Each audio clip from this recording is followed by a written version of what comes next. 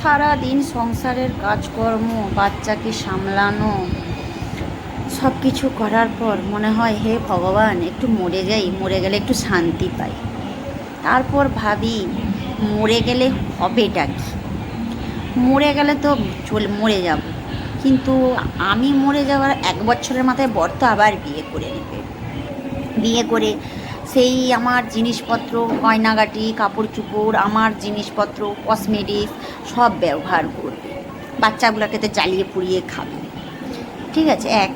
দ্বিতীয় নম্বর, সব কিছু কবজা করে বসে থাকবে। আমার সাজানো গোছানো সব জিনিসপত্র ব্যবহার করবে, আমার সাজুগুজুর জিনিসপত্র নিয়ে নেবে।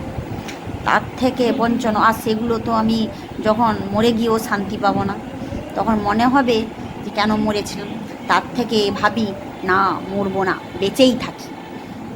বেঁচে থাকি, বরের টাকায় খাবো, বরের টাকায় পরবো, বরের পয়সায় ফুটুনি ফুটুনি করবো, এমন বর সব, এবং বরের হাড়মাস জ্বালিয়েও খাবো।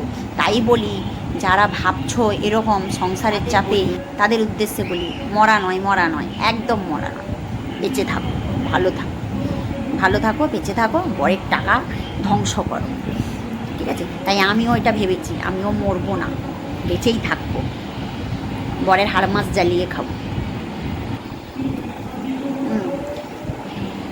ভালো যদি আমার এই কথাটা ভালো লাগে, বেশি বেশি করে শেয়ার করবে আর কমেন্ট করবে আমাকে, যে কার কার মনের এরকম চিন্তা ভাবনা।